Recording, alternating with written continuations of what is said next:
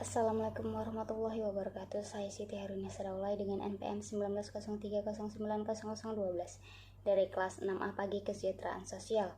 Kali ini saya akan membahas tentang mazhab modernisasi. Bagian pertama, konteks sejarah. Aliran modernisasi adalah produk sejarah dari 3 peristiwa penting di era pasca Perang Dunia II. Pertama, munculnya Amerika Serikat sebagai negara adidaya. Kedua, penyebaran gerakan komunis dunia bersatu. Ketiga, disintegrasi kerajaan kolonial Eropa di Asia, Afrika, dan Amerika Latin, melahirkan banyak negara baru di dunia ketiga. Dalam konteks sejarah seperti itu, elit politik Amerika mendorong ilmuwan sosial mereka untuk mempelajari negara bangsa dunia ketiga, untuk mempromosikan pembangunan ekonomi dan stabilitas politik di dunia ketiga.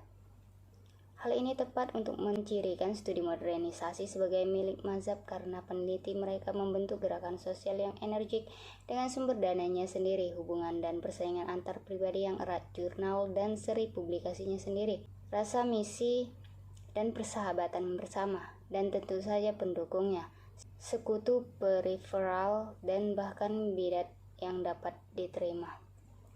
Bagian kedua, warisan teoritis. Sejak awal aliran modernisasi mencari teori. Ia mengadopsi teori evolusi dan teori fungsionalis dalam upaya untuk menjelaskan modernisasi negara dunia ketiga. Seperti yang ditunjukkan Portes 1980 dan Rhodes 1968, teori evolusi sangat berpengaruh dalam pembentukan aliran modernisasi. Selanjutnya, karena banyak anggota terkemuka dari aliran modernisasi seperti Daniel Lerner, Marian Levy, Neil Smeltzer, Samuel Eisenstadt, dan Gabriel Almond dididik dalam teori fungsionalis studi modernisasi. Mereka mau tidak mau dicap dengan merek fungsionalis sebagai dengan baik. Teori evolusi lahir pada awal abad ke-19 setelah revolusi industri dan revolusi Prancis. Revolusi Prancis menciptakan tatanan politik yang sama sekali baru berdasarkan kesetaraan, kebebasan, dan demokrasi parlementer. Solidaritas mekanis dan organik Durkheim, masyarakat militer dan industri Spencer, dan tahap teologis, metafisik, dan positif Comte. Teori evolusi klasik memiliki ciri berikut. Lihat, Comte 1964. Pertama, diasumsikan bahwa perubahan sosial bersifat searah. Kedua, ia memaksakan penilaian nilai pada proses evolusi. Ketiga, diasumsikan bahwa laju perubahan sosial lambat.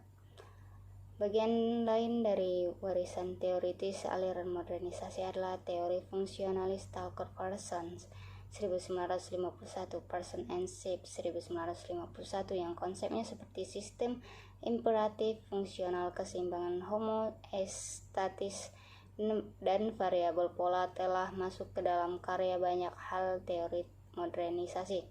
2. Teori fungsionalisme struktural. Parson awalnya dilatih sebagai ahli biologi dan pelatihan awalnya sangat mempengaruhi perumusan teori fungsionalisnya. Pertama, bagian yang berbeda dari organisme biologis dapat dikatakan sesuai dengan berbagai institusi yang membentuk suatu masyarakat. Kedua, sebagaimana setiap bagian dari organisme biologis menjalankan fungsi khusus untuk kebaikan keseluruhan, demikian pula setiap lembaga menjalankan fungsi tertentu untuk stabilitas dan pertumbuhan masyarakat. Ketiga, analogi organisme juga mengarahkan Parson untuk merumuskan konsep keseimbangan homostatik. Dalam masyarakat modern, evaluasi harus dilakukan atas dasar pencapaian karena persaingan pasar yang tajam. Karyawan membutuhkan waktu bertahun-tahun untuk mempelajari keterampilan teknis, dan pelatihan bersifat individualitis dan non-sistematis. Disiplin yang berbeda menimbulkan pertanyaan penelitian yang berbeda, dan spesialis bidang yang berbeda menyoroti aspek yang berbeda dari proses modernisasi.